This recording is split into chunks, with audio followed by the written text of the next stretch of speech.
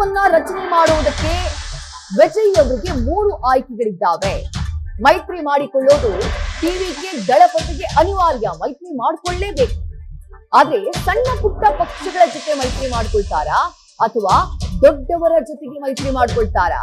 TVK Vijay ಸರ್ಕಾರದ ಭಾಗವಾಗುತ್ತಾ Congress? ಎಡಪಕ್ಷ Muslim ಲೀಗ್ನ ಬೆಂಬಲದೊಂದಿಗೆ ಸರ್ಕಾರವನ್ನ ರಚನೆ ಮಾಡ್ತಾರಾ? ಸರ್ಕಾರ ರಚನೆ ಮಾಡೋಕೆ ಗಿಲ್ಲಿಗಿರುವಂತಹ ಆಯ್ಕೆಗಳು ಏನೇನು? 108 ಸೀಟ್ಗಳನ್ನ ಗೆದ್ದು ಅತಿ ದೊಡ್ಡ ಪಕ್ಷವಾಗಿ ನಟ ವಿಜಯ್ ಅವರ ಟಿವಿಕೆ ಹೊರಹೊಮ್ಮಿದೆ. ಈಗ ಯಾರ್ಯಾರ ಜೊತೆಗೆ ಕೈ ಜೋಡಿಸಬೇಕು ಅನ್ನೋದು ಚರ್ಚೆ. ಡಿಎಂಕೆ, ಎಡಿಎಂಕೆ, ಕಾಂಗ್ರೆಸ್, ಬಿಜೆಪಿ ಹಾಗೆ ಸಣ್ಣ ಪುಟ್ಟ ಪಕ್ಷಗಳಿದ್ದಾವೆ. ಸಣ್ಣ 1, 2, 3, 4 ಇಷ್ಟು ಸಂಖ್ಯೆಯಲ್ಲಿ ಸೀಟ್ಗಳನ್ನ ಗೆದ್ದಂತ ಪಕ್ಷಗಳಿದ್ದಾವೆ. ಯಾರ ಜೊತೆ ಇವ್ರಿಗೆ ಅವಶ್ಯಕತೆ ಇರೋದು 10 ಸೀಟ್ಗಳು, 108 ಪ್ಲಸ್ 10 118 ಸೀಟ್ ಸರಳ ಬಹುಮತಕ್ಕೆ. ಹಾಗಾಗಿ ಯಾರ್ಯಾರ ಜೊತೆ ನಟ ವಿಜಯ್ ಮೈತ್ರಿಯನ್ನ ಮಾಡ್ಕೊಳ್ತಾರೆ, ಯಾವ ಲೆಕ್ಕಾಚಾರದ ಮೇಲೆ ಮಾಡ್ಕೊಳ್ತಾರೆ ಅನ್ನೋದು ಸದ್ಯಕ್ಕಿರುವಂತಹ ಕುತೂಹಲ. ಆಯ್ಕೆ 1, ಟಿವಿಕೆ 108 ಸೀಟ್ಗಳನ್ನ ಗೆದ್ದಿದೆ. ಅವರ ಜೊತೆಗೆ 5 ಸೀಟ್ಗಳನ್ನ ಗೆದ್ದಿರುವಂತಹ ಕಾಂಗ್ರೆಸ್ ಆಲ್ರೆಡಿ ನಾವು ಬಾಹ್ಯ ಬೆಂಬಲವನ್ನ ಕೊಡ್ತೀವಿ ಅನ್ನುವಂತಹ ಮಾತನ್ನ ಹೇಳಿದೆ. ಮತ್ತೊಂದ್ ಕಡೆ ವಿಸಿಕೆ ಡಿಎಂಕೆ ಜೊತೆ ಮೈತ್ರಿಯಲ್ಲಿತ್ತು ಚುನಾವಣೆಯನ್ನ ಫೇಸ್ ಮಾಡಿದಂತಹ ಪಕ್ಷ 2 ಶಾಸಕರು ಗೆದ್ದಿದ್ದಾರೆ. ಜೊತೆಗೆ ಮುಸ್ಲಿಂ ಲೀಗ್ನ 2 ಶಾಸಕರು ಗೆದ್ದಿದ್ದಾರೆ, ಸಿಪಿಐನ 2 ಶಾಸಕರು ಗೆದ್ದಿದ್ದಾರೆ. ಅವರೆಲ್ಲರನ್ನ ಒಟ್ಟು ಸೇರಿಸಿ ಅವರನ್ನ ವಿಶ್ವಾಸಕ್ಕೆ ತೆಗೆದುಕೊಂಡ್ರೆ ಕಾಂಗ್ರೆಸ್, ವಿಸಿಕೆ, ಸಿಪಿಐ ಹಾಗೆ ಮುಸ್ಲಿಂ ಲೀಗ್ 120 ಶಾಸಕರ ಬಲ ಸಿಕ್ಕಂತಾಗುತ್ತೆ ನಟ ವಿಜಯ್ ಅವರಿಗೆ.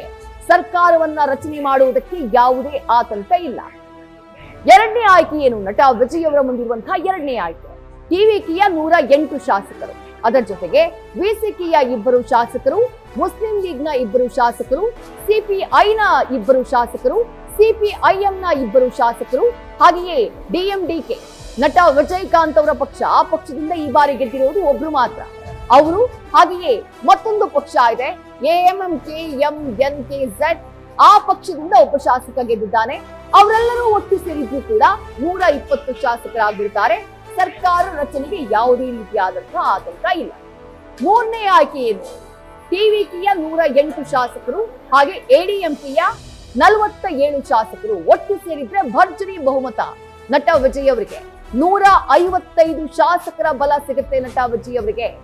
ಎಡಿಎಂಕೆ ಚುನಾವಣೆಗೂ ಮುನ್ನವೇ ಮೈತ್ರಿಯ ಬಗ್ಗೆ ಒಂದಿಷ್ಟು ಚರ್ಚೆಗಳಾಗಿತ್ತು, ಆದ್ರೆ ಕೊನೆಗೆ ಮೈತ್ರಿ ಆಗಿರೋದಿಲ್ಲ. ನಟ ವಿಜಯ್ ಅವರು ಈ ಚುನಾವಣೆಯನ್ನ ಫೇಸ್ ಮಾಡಿದ್ದು ಸಿಂಗಲ್ ಆಗಿ. ಅವರ ಚುನಾವಣಾ ತಂತ್ರಗಾರ ಪ್ರಶಾಂತ್ ಕಿಶೋರ್ ಅವರು ಹೇಳ್ತಾ ಇದ್ರು, ಅವರು ಸಲಹೆ ಕೊಟ್ಟಿದ್ದೇ ವಿಜಯ್ ಅವರಿಗೆ, ಏಕಾಂಗಿಯಾಗಿ ಹೋಗ್ಬೇಕು ನೀವು, ಏಕಾಂಗಿಯಾಗಿ ಹೋದ್ರೆ ನಿಮ್ಗೆ ಗೆಲ್ಲುವಂತಹ ಅವಕಾಶಗಳಿವೆ ಅನ್ನುವಂತಹ ಸಲಹೆಯನ್ನ ಕೊಟ್ಟಿದ್ರಂತೆ. ಆ ಸಲಹೆಯ ಅನುಸಾರವಾಗಿ ಏಕಾಂಗಿಯಾಗಿ ಸ್ಪರ್ಧೆ ಮಾಡಿದವರು. ಎಡಿಎಂಕೆಯನ್ನು ಕೂಡ ಸೈದ್ಧಾಂತಿಕ ವಿರೋಧಿ ಅಂದವರು, ಡಿಎಂಕೆಯನ್ನು ಕೂಡ ವಿರೋಧಿ ಅಂತ ಹೇಳಿ ವೇದಿಕೆಯಲ್ಲಿ ಘೋಷಣೆ ಮಾಡಿದವರು ನಟ ವಿಜಯ್. ಹಾಗಾಗಿ ಆ 2 ಪ್ರಮುಖ ಪಕ್ಷಗಳ ಜೊತೆ ಎಡಿಎಂಕೆಯ ಜೊತೆ ಹೋಗುವಂತಹ ಸಾಧ್ಯತೆ ಬಹಳ ಕ್ಷೀಣ ಅಂತ ಹೇಳಲಾಗ್ತಾ ಇದೆ. ಈ ಸಣ್ಣ ಪುಟ್ಟ ಪಕ್ಷಗಳೇನಿದ್ದಾವೆ ಅವುಗಳ ಜೊತೆ ಹೋಗಿ ಅವುಗಳ ಬೆಂಬಲವನ್ನ ಪಡೆದ್ರೆ ಅಷ್ಟೇ ಸಾಕಾಗುತ್ತೆ ನಟ ವಿಜಯ್ ಅವರಿಗೆ ಕಂಫರ್ಟೇಬಲ್ ಮೆಜಾರಿಟಿಯನ್ನ ಪಡೆಯುವುದಕ್ಕೆ, ಸರ್ಕಾರವನ್ನ ರಚನೆ ಮಾಡುವುದಕ್ಕೆ. ಹಾಗಾಗಿ ಈ 3ರಲ್ಲಿ ನಟ ವಿಜಯ್ ಅವರ ಆಯ್ಕೆ ಏನು ಅನ್ನೋದು ಕುತೂಹಲ. ನ್ಯೂಸ್ ಫಸ್ಟ್ ನಿರ್ಭೀತಿಯಿಂದ ನಿಮ್ಮ ಪರವಾಗಿ.